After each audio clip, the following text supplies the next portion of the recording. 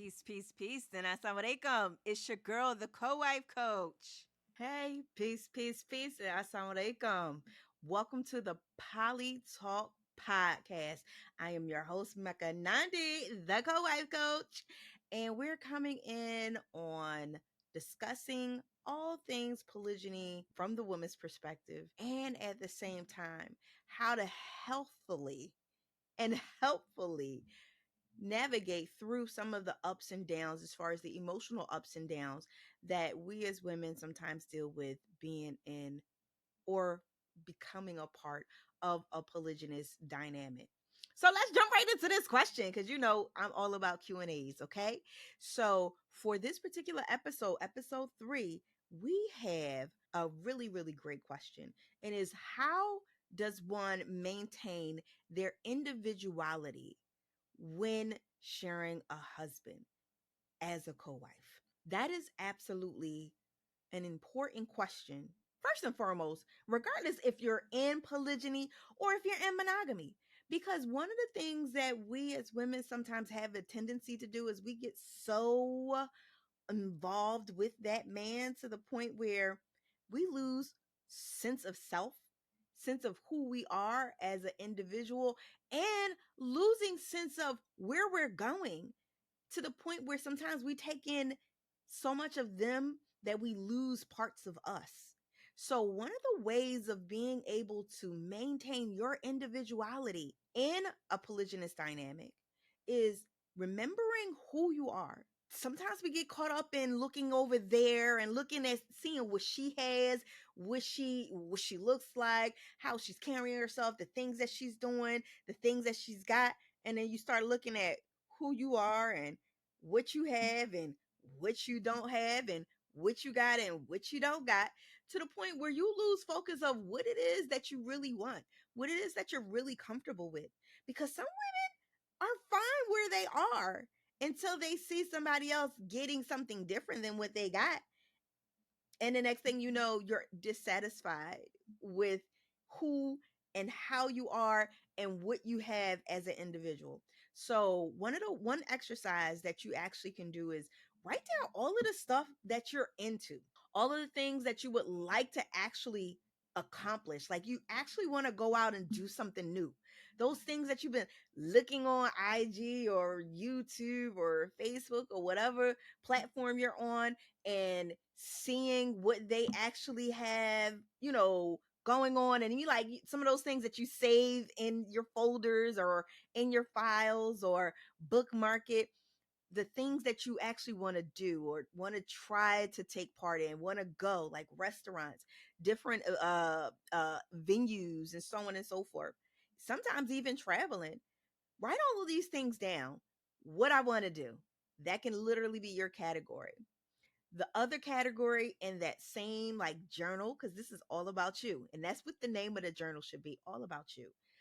Where you want to go, what you want to do, what you love to do, what you used to do, what you want to pick up where you left off, and some things that you just don't want to do anymore. When you actually have these categories, it is a great reminder for those moments when you feel like you forgot who you are and you forgot your journey as far as your path that you're walking in order for you to grow as a great person, as a unique individual, that one person that you're the one and only version of you. You forget that you're that. Have that book as a reminder, and a guidance to doing your work, or at least getting to some of the things that you would like to be able to accomplish, some goals that you would like to set for yourself, some places that you would like to be able to go and visit.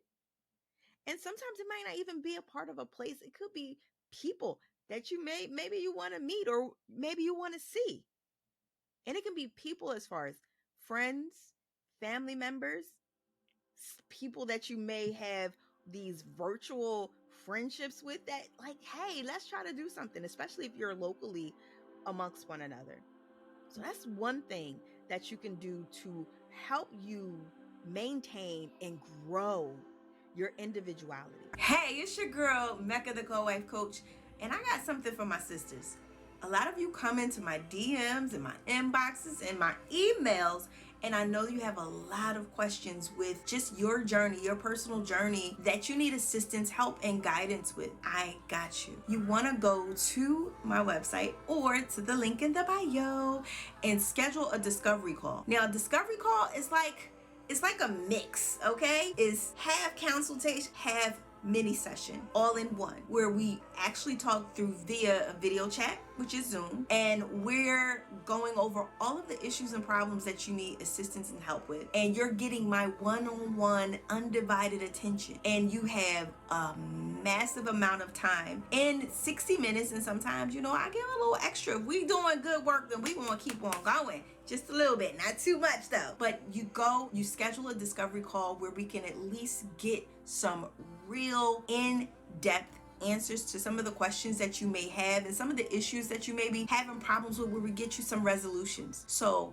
don't forget, schedule your discovery call so we can get started with your good work moving forward. All right, now take care. Another thing that you can do when it comes to you maintaining individuality is having the mindset of understanding that you are that girl and you are the only version of you. You just heard me say this a few minutes ago or a few seconds ago. You're the only version of you, and who you are, no one else can be. Sometimes you gotta look in the mirror and be like, I'm that girl. It's just like what is her name? Issa, I can't think of her last name, in the TV series Insecure. How she used to talk in the mirror, to herself, like pumping herself up, hyping herself up. And I want to say Issa Rae, that's her name. She would hype herself up. She was her best cheerleader. Don't be embarrassed. Don't let your ego get in the way of you getting to the best version of yourself and you piping yourself up and pumping yourself up, hyping yourself up, reminding you that you are the only you and ain't nobody else like you. So let's do this. Let's make sure that we are keeping that same energy as we move forward through all of these emotional roads that come along with the navigations of being in polygyny, especially from a woman's perspective. Let's also remember that that woman is that woman. And that's not a disrespectful, I'm not saying it in a disrespectful way. You are who you are. She is who she is. You both are uniquely designed differently for purposeful reasons. Allow her to just be her. If she has a lot of great things going on, more power to her. Because guess what? You got a lot of great things going on too. Sometimes you just forget, lose focus, kind of slip off track. And if anything, when you see that your co-wife may got a few things going on, let it be an inspiration opposed to a competition. Allow it to inspire you to actually go back to that book, go back to your list, and accomplish some of the goals that you would like to be able to set for yourself. So allow that reminder to be very, very present in your life and in your conscience. Because being in polygyny, it is very easy to get emotional and to fall into the comparison game. And y'all already know what I say. Comparison is a bitch, okay? And if you don't know what I mean, because I'm not cussing, click on a link for you to be able to listen to that recording on exactly what I'm talking about as far as comparison being a bitch, okay? So don't allow yourself to fall into those deep holes, those rabbit holes of not feeding yourself well. And what I mean by that is not feeding your mind, your body, and your spirit well. Because you know what happens when we get in our feelings, when we feeling a little low. I was feeling mighty low. I was feeling mighty down. Y'all know where that's from. Don't allow those feelings to bring you down, to affect your mind, your body, and your spirit. And when I say your body, because sometimes we emotionally eat, don't move, no movement or activity, and we kind of fall into a slump. But it starts with your mind, which you allow your mind to actually take part in, believe, and then mislead you, not lead you, mislead you on a path that is not the best of paths to go. So, if anything, those are two key points that you want to remember when it comes to being able to have a maintaining and growing individuality when you are in a polygynous situation, whether you're one of two, one of three, or one of four. And in some cases, depending on, the practice, sometimes it's even more. Bars. Regardless of what the number is, just understand that you're the only one. You are the only one you. And I don't mean that that goes just for the first wives. No, that can be for pre-existing wives or incoming wives. You are the only one. You. Enjoy you. Love you. Grow with you. That's right. And you're doing this for yourself, by yourself, and with yourself in order for you to find out the multiple levels of who you are and who you're becoming. A lot of times people think that when it comes to coaching with me, right?